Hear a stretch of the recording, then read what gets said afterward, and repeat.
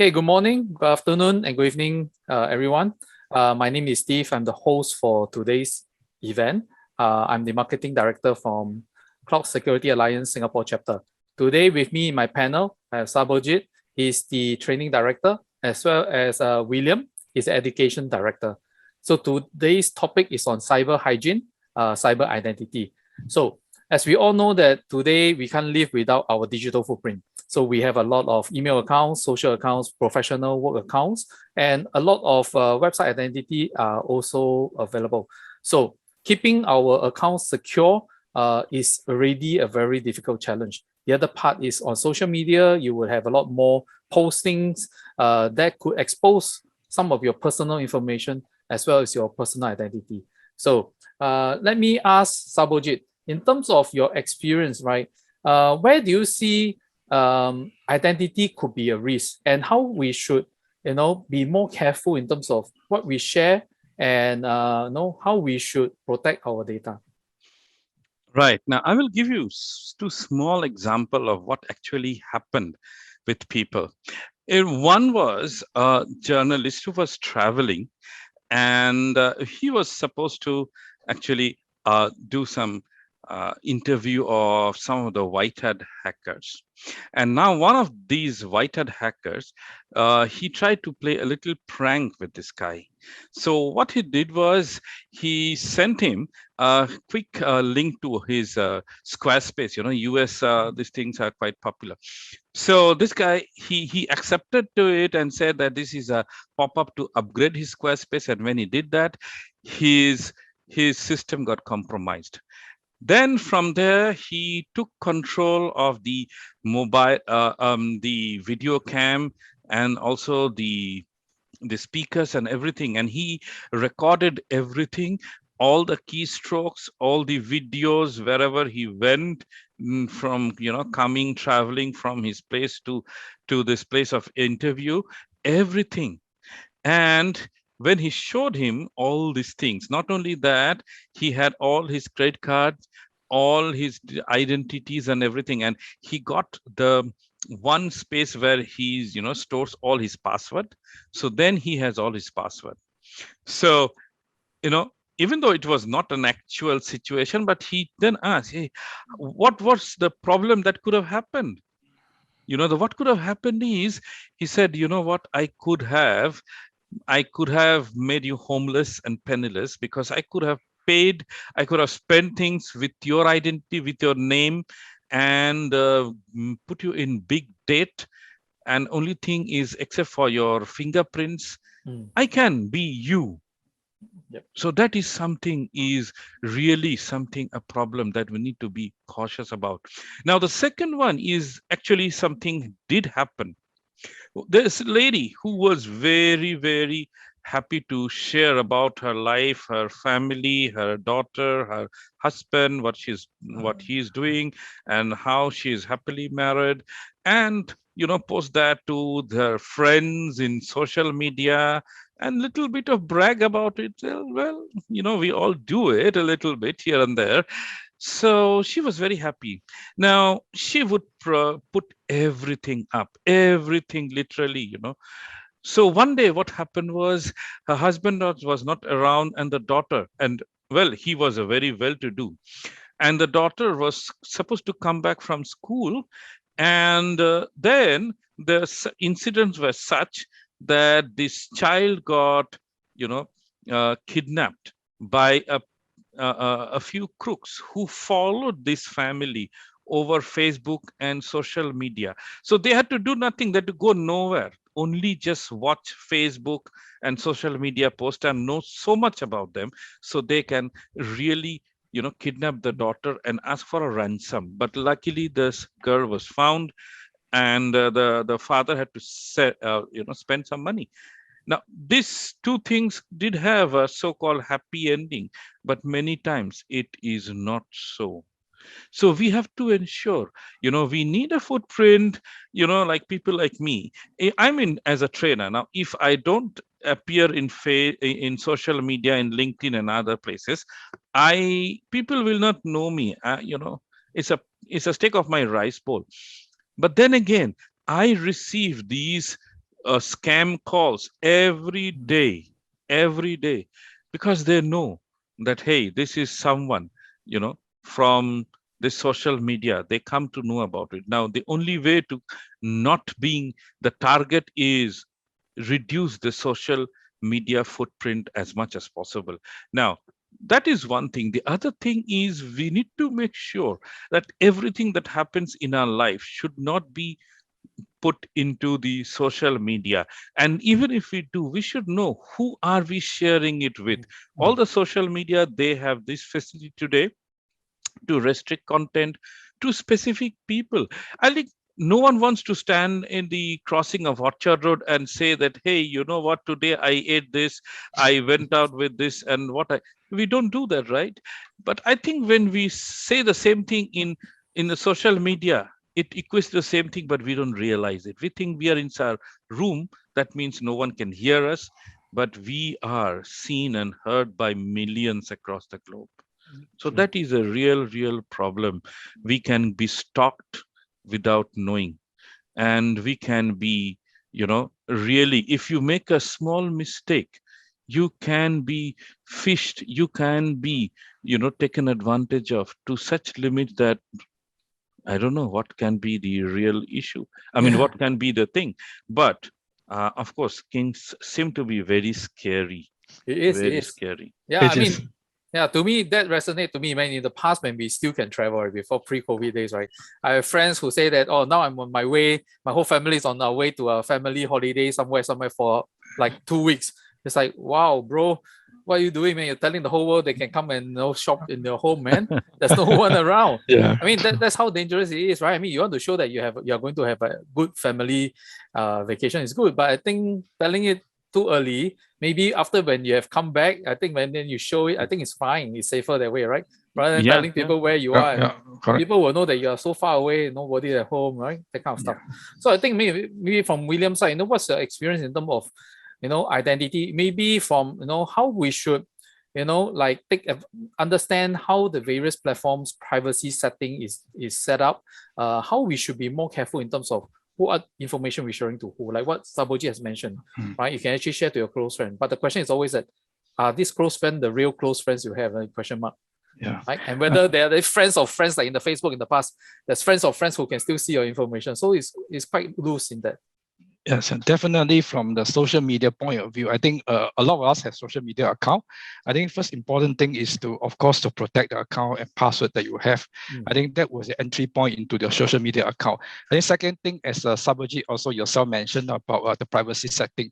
I think nowadays, at least you are given the option to set some of this privacy setting that who you want to share some of this information article with. I think this is important for most of us, that we need to set this thing, because we don't want to share everything with anyone else or everyone. We want to choose which party you want to share. I think this one will give us some layer of protection in terms of sharing. I think the account password will be the first layer. And of course, if you can, some of this social media platform will allow you to have multi-factor authentication. Try to make use of that, because it will give you another layer of protection. That one, if someone actually hack into your social media account and get your account password, that at least a second factor will authenticate the person, the identity of the person, before allowing to log into their platform. That is another layer of protection given. Of course, the other thing is that, as Steve mentioned, if you're going to travel, it's no good to sharing all these things that you're going on, which day you're going away, all these things, and open up the whole area for whoever you're going to inviting them into your location or premises. I think not to share anything that you think you like to share anyhow. I think this is something that you need to take note. And the other point is that some of this social media account, when we created account, actually we put in the company organization, which company you're working on, which organization. I think it's important for the user to understand that you do not post messages that are maybe offensive messages of something that is not right in that sense. And you have an implication to your organization or company, because if your privacy setting is not good, someone will be able to find out which company you're working from, and maybe there's some reputation damages to a company, you post some messages that affecting the operation of the business or leaking some of the information out to the public. I think this is something that we have to be a bit more careful, especially when we come to social media. We are in the free form. We can share whatever we want, we can say whatever we want, but we do have to put in some restriction and also something to control our sharing information. I think this one will be more helpful in that sense. Yeah. Great. Yeah, I mean, there's always one saying, right? Data lives forever in the internet. Yeah, correct. Yes, Even you have deleted it, Google will cache it, Bing will also cache it and all kind of things. Like, so data is always there, as long as people spend time to go and scroll and search, or maybe somebody just take a snapshot of the information and just store it and share. So data is always there. So it's a really high risk. So maybe coming back to Sarbojit, in terms of identity, I mean, in terms of like social media posting, like what William has mentioned, we just need to be sensitive. Is it feasible to really separate your professional life from your social life? Is that something easy to be done? All right. Yeah.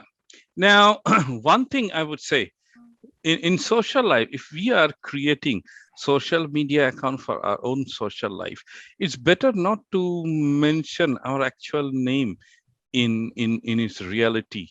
Now, your friends will know, but those people who don't know you, but maybe your friends, I mean, I don't know who is forwarding today. Message forwarding is kind of a fab, right? So people who don't know you at least will not be able to profile you so easily. And if you are in LinkedIn, then you have to stay very strict within LinkedIn. But unfortunately, there are also people who are lurking in there. Now, the best thing is actually to reduce this footprint. But if you have to, but then stay in there and always have in your mind that I could be at risk. So do not let your guards down at any point in time, and do not mix these two things. As we know, cocktails can be very dangerous. So we have to be very, very cautious about. In a few days earlier, actually, a case came to me. It happened in India. So there was a few people in last December, the year end, little bit of party in one of the banks, international bank. And these people had a little party. So they had a few drinks and a little bit of fun.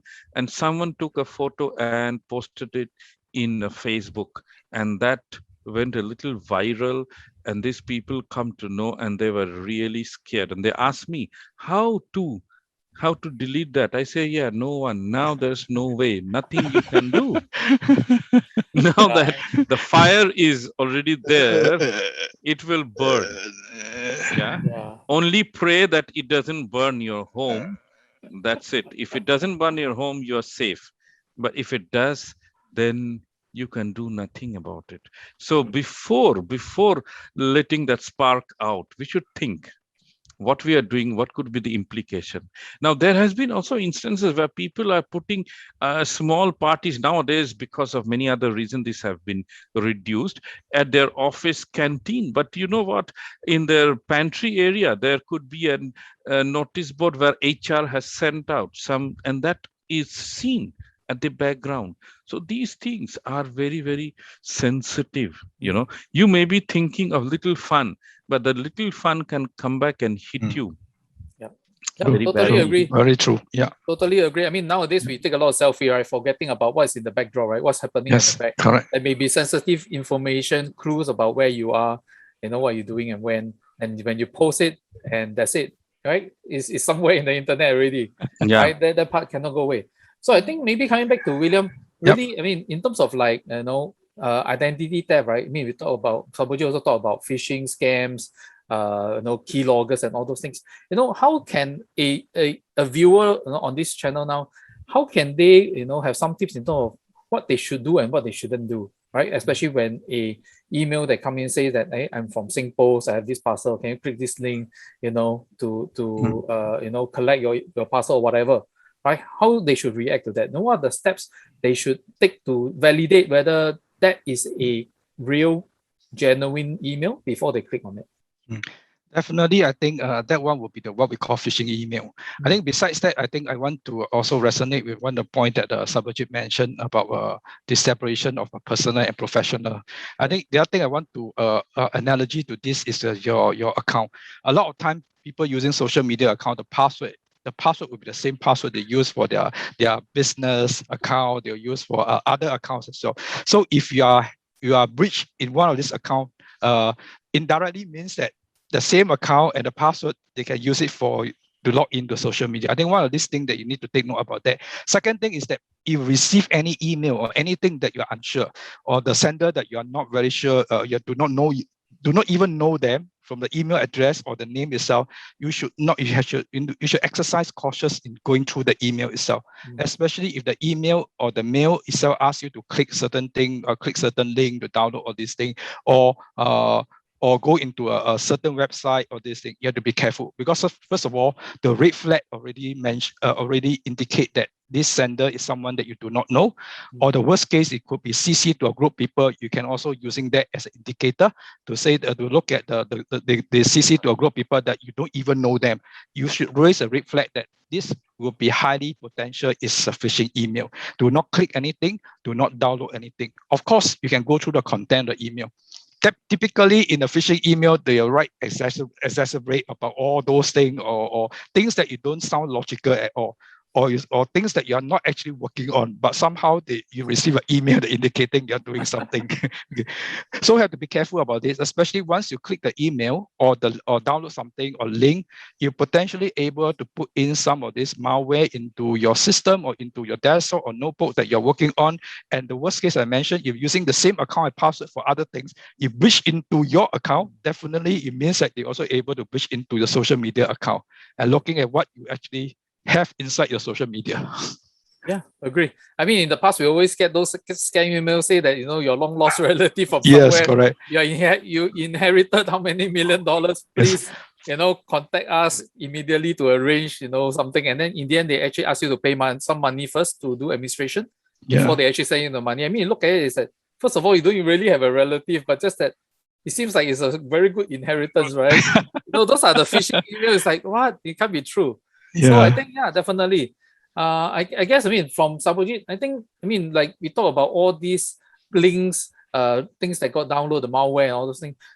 Would a good antivirus, anti-malware software installed on your laptop and PCs, would that be sufficient to protect you against some of these theft? Okay. For spams, anti-malware don't really stop them, but yeah, having anti-malware or antivirus and having it updated, keeping it updated is really a good thing.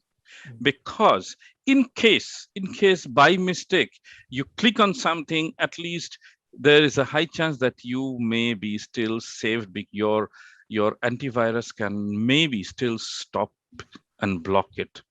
Okay, so I'm not sure, I cannot say it will, but very high chance you may be.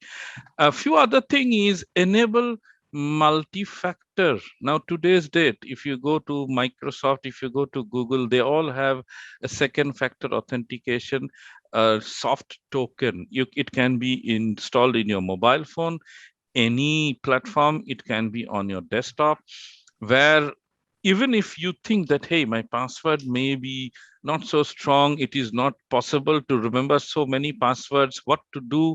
So have a second factor authentication that can stop you from getting easily hacked. And even places like Facebook and Twitter and many other, there is this second factor authentication in emails, public emails, there are such things. So use them so that if someone tries to hack, you will know. It happened to my wife, her Instagram, she received a message a few months earlier that someone from US is accessing her, Instagram. So immediately she got alerted, and it so happened few hours earlier. So by the time she knew, it was night there, and she immediately changed the password to a very strong password. And ever since we are monitoring and we didn't find it. So these are things, be conscious, look at your social media for any kind of malicious activity, something suspicious. And as well, change your passwords. Try to have a strong password. How strong is a password? You can go to CSA and there is a link where you can put your password and see how strong your password is. So keep it a strong password, at least 1,000 years to break. It's not very difficult. It's not very difficult.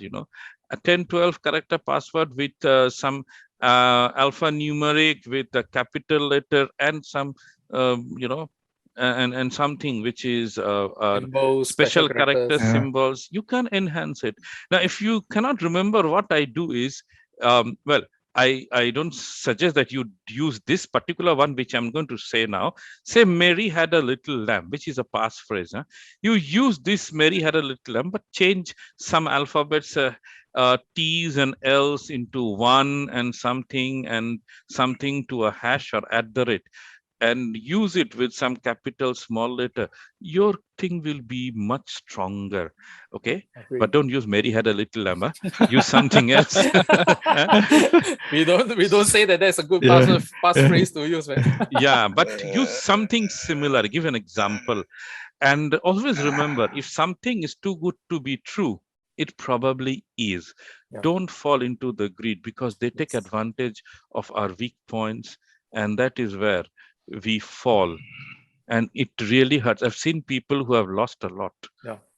And well, there's nothing much we could do. Agree.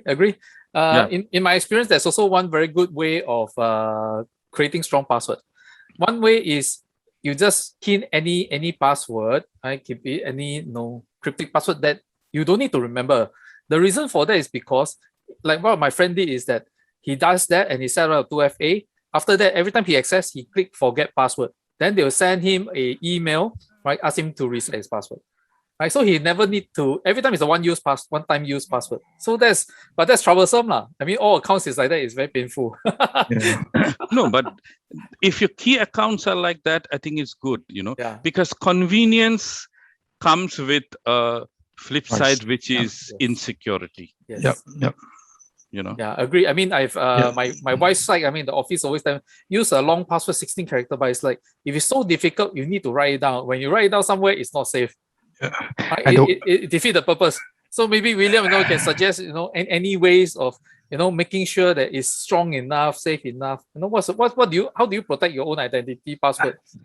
I think coming back to the password, I think a lot of times people are practicing things like, for example, to help them remember to maybe this time they use this password. The next time they use half of the password, the original password, and add in the other half with a new character or whatever. I think this is very dangerous because once your password is breached, actually they can guess. A lot of people can guess. They can use some of these tool mechanism in the market. They can try a lot of this whatever dictionary crack or whatever to try out. So I think to protect, I think there are many ways that I think one of the method that Sarbojit mentioned about using the phrase itself and pick up from there and create your own password. That's one way. Of course, the other way is that something that a lot of time people are using the passphrase. The second thing is mentioned that we keep mentioning about this as two-factor authentication. I think this is something that will help you to keep your, not just the password, the password hygiene itself, but also another factor to authenticate that you are the real identity that's accessing the account itself. Of course, there are many ways to look at how you create password. There are password vault, there are password manager that can help you to generate the password or this thing and able to keep the password for you. And in some of these cases, they also single log in using the token itself. Once your password are done, you create the token and using the token rather than the password. So there are many of these tool mechanisms in the market that help you. The only thing that important and missing out is the education. You need to know that you are doing this thing. You are doing the right thing, the hygiene. You need to take care of this. No tool, no method can help you if you are the one who creating all this problem. Creating all this possible breach for people. Okay. So again, I think education is very important as well to understand that you don't create a single password using for all your account. Try to use as much tool as possible mechanism to using password vault or whatever to create password, so that's make it easy, make it difficult for people to guess, and you can use it to using a second factor to do the login. So all these mechanism and tools are there to help you in terms of the password and account protection, the hygiene itself. I think make full use of it. Make full use of this. Great advice. Great advice. So, well, if you guys can see, there is, this is a small device. It costs about $30-40 or less than that, $20 something. I forgot now how much I bought it for. You can insert it and get authenticated for your web, services. You don't have to work on passwords. So slowly in future, we may be moving into passwordless authentication, which in security, we talk about FIDO and FIP standard. Well, you don't need to fiddle about that, but always remember, do something to add more. Like security is like an onion, more you peel, more secure, more layer, the more secure it is. Make it difficult. Make it difficult for hackers to try on you. So don't depend on one layer. Use multi-layer, so it becomes a little bit more. You also make life very difficult for yourself. I think there's always an inconvenience. Yes. Yeah. Correct. You want to have secure, there's certain inconvenience that you need to accept. You have like 7 layers of locks. How you open your door. But don't use one single key to open the 7-layer lock. Great advice, man. Right, so I think this is a very interesting topic that we are all still very involved. So I'd like to thank my two panelists, Sarbojit and William, for their time to share with all the audience here in terms of the insight. I hope that you guys find this topic and discussion very interesting. For more information, you can visit us on Cloud Security Alliance Singapore chapter on our LinkedIn page and Facebook page as well. Great. Thank you so much, guys. And wish all the viewers a good day ahead. Thank you, Stephen. Bye-bye. Thank you. Bye-bye. Bye-bye, everyone. Stay safe and be happy. Okay. Yes. Bye. Bye. Thank you.